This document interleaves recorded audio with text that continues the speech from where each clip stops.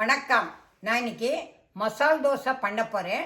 அது எப்படி பண்ணுறதுங்கிறத நான் இப்போ காமிக்க போகிறேன். அடுப்பில் நான் இப்போ ஒரு கடாய் வச்சுருக்கேன். இப்போ கேஸை ஆன் பண்ணியாச்சு. அது கொஞ்சம் ஆகட்டும், கொஞ்சம் சூடு ஆகட்டும்.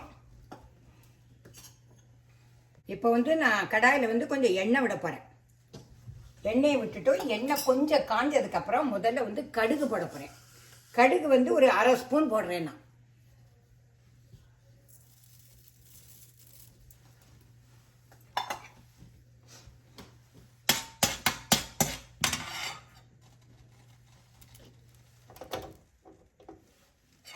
கடுகு வெடிக்க ஆரம்பிச்சிருக்கு. நான் இப்போ ஒரு அரை ஸ்பூன் உளுத்தம்பருப்பு போடுறேன். அதே மாதிரி அரை ஸ்பூன் கடலைப்பருப்பு போடுறேன்.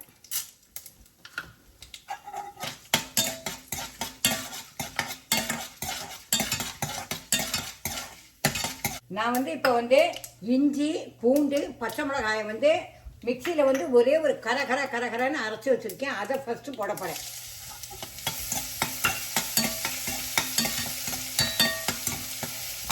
அது ஆனதுக்கப்புறம் கருவேப்பிலை வச்சுருக்கேன். அந்த கருவேப்பிலையே போட போகிறேன்.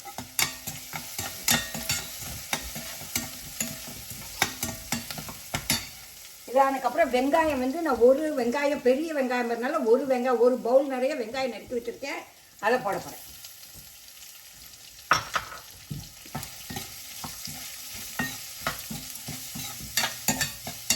இப்போ வெங்காயம் கொஞ்சம் வதங்கி எடுத்து நான் இப்போ அதில் தண்ணி விட போகிறேன். நான்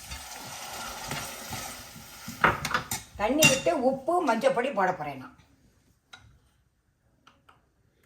ஒரு 1/4 ஸ்பூன் மஞ்சப்பொடி போடுறேன். இந்த வெங்காயத்துக்காக முதல்ல ஒரு 1/4 ஸ்பூன் உப்பு போட்டுக்கிறேன். அப்புறம் நம்ம மசாலாலாம் இப்போ லாஸ்ட்டில் முடிக்கிறோது பார்த்துட்டு அப்புறம் இன்னும் கொஞ்சம் உப்பு போட்டுக்கலாம். உருளைக்கிழங்குலாம் போட்டோன்னா போட்டுக்கலாம். இப்போ வெங்காயம் கொஞ்சம் வதங்கினதுக்கப்புறம் வேகட்டும். கொஞ்சம் வெந்தாச்சுன்னா நல்லா சாஃப்டாகிடும்.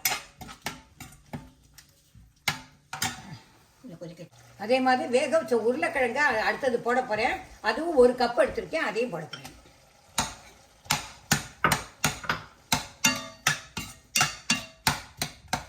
இதுக்கு வேணுங்கிறதுக்கு கொஞ்சம் உப்பும் போட்டுக்கணும். ஏன்னா அப்போ கொஞ்சம் தான் போட்டது, அதனால இன்னும் கொஞ்சம் உப்பு போட்டுக்கோங்க.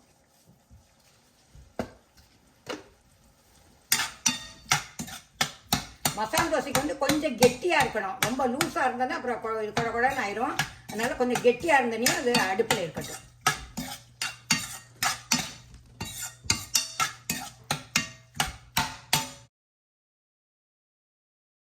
இப்போ நான் இதில் கொத்தமல்லி போட போகிறேன். கொத்தமல்லி போட்டாச்சு. மசாலா ரெடி ஆகிட்டும். இப்போ நான் காமிக்கிறேன் பாருங்க.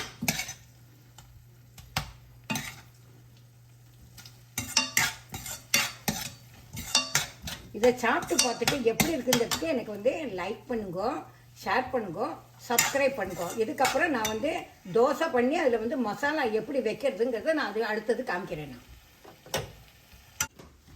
நான் தோசை மாவு ஆல்ரெடி நான் ரெடி பண்ணி வச்சுருக்கேன். இந்த தோசை மாவுக்கு என்னெல்லாம் வேணும்னா 4 பங்கு புழுங்கரிசி, அதாவது இட்லி ரைஸு. அதுக்கு 1 பங்கு உளுத்தம்பருப்பு போட்டு கொஞ்சோண்டு வெந்தயம் ஒரு ஸ்பூன் போட்டு ஊற வச்சுட்டு அரைச்சிட்டு ஒரு 5-6 மணி நேரம் அது பாட்டு இருக்கணும். ஃபெர்மெண்ட் ஆகணும். அடுத்த நாளைக்கு இது பண்ணால் தான் இட்லியோ தோசையோ ரொம்ப நல்லா வரும். நான் அந்த மெத்தடில் மாவு அரைச்சி வச்சுருக்கேன். இப்போ நான் மசாலா தோசைக்கு நான் இது பண்ண போகிறேன். நீங்கள் இதை பார்த்துட்டு உங்களுக்கு இந்த மாதிரி அரைக்கிறதுக்கு எல்லாம் ஏதாவது ஹெல்ப் வேணும்னா நீங்கள் எனக்கு கமெண்ட் பண்ணுங்க. நான் உங்களுக்கு எப்படிங்கிறதுக்கு நான் சொல்கிறேன். தோசை மாவு இதை இப்போ விட்டாச்சு.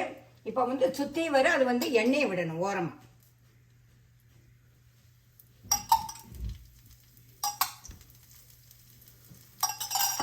அது வேகிறதுக்கு கொஞ்சம் நேரம் ஆகும்.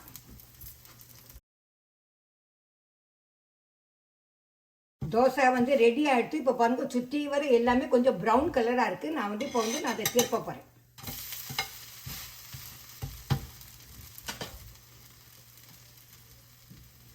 அது ஒரு 2-3 மினிட்ஸ் ஆகட்டும். அப்போ தான் அங்கே கீழேயும் கொஞ்சம் நல்லா வெந்துடும். அதுக்கப்புறம் இதில் மசாலா போடணுங்கிறத நான் காமிக்கிறேன். நான் இப்போ பாருங்க, நல்லா கிறிஸ்பாக ஆகிடுத்தோம். இப்போ நான் இதில் மசாலா போட போகிறேன். மசாலா ஒரு பக்கமாக போடணும். சுற்றி வர போட்டோன்னா திருப்பி வைக்கிறதுக்கு சௌரியமாக இருக்காது. அதனால ஒரு பக்கமாகவே போட்டால் போகிறோம்.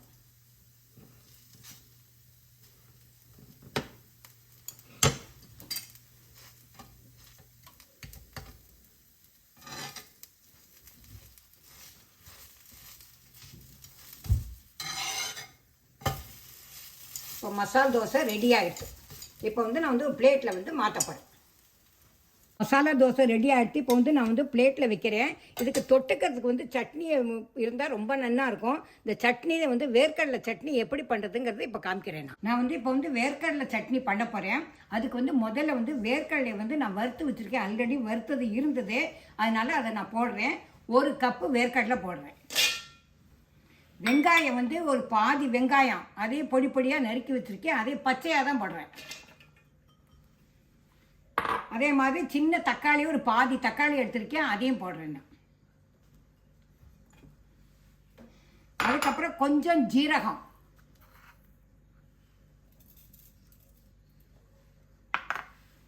அதுக்கப்புறம் 4 மிளகா வத்தல், சிவப்பு மிளகா வத்தல், அதுக்கப்புறம் கொஞ்சம் உப்பு, பூண்டு இருக்குது, அதை தோல் எடுக்க வேண்டாம், அப்படியே ஒரு 4 பல்லு பூண்டு போட போகிறேன். லாஸ்ட்டில் வந்து கொஞ்சம் புளி, அதை நீங்கள் தண்ணியில் கரைச்சி விட்டாலும் சரி, இல்லைன்னா அப்படியே போட்டாலும் சரி. அதுக்கப்புறம் கொத்தமல்லி. இவ்வளோ தான் இந்த சட்னிக்கு. இதை அரைச்சிட்டு நான் உங்களுக்கு காமிக்கிறேன். நான் வந்து இந்த சட்னி அரைக்கிற போது இப்போ வந்து கொஞ்சம் தண்ணி விட்டுருக்கேன். இதில் வந்து நான் வந்து புளி போட்டிருக்கேன். சப்போஸ் உங்களுக்கு புளியெலாம் கிடைக்கலன்னா புளி இல்லாமல் கூட பண்ணலாம். வந்து புளி போட்டால் கொஞ்சம் நன்னா இருக்கும். நான் வந்து இப்போ அடுப்பில் வந்து ஒரு கரண்டி வச்சுருக்கேன். அதில் கொஞ்சம் எண்ணெய் விட போகிறேன். எண்ணெய் கொஞ்சம் காயட்டு. காஞ்சதுக்கப்புறம் கடுகு போட போகிறேன். ஏன்னா இந்த சட்னிக்கு தாளிச்சு கொட்டுறேன். நான் எண்ணெய் கொஞ்சம் காஞ்சி எடுத்து இப்போ வந்து நான் கடுகு போட போகிறேன்.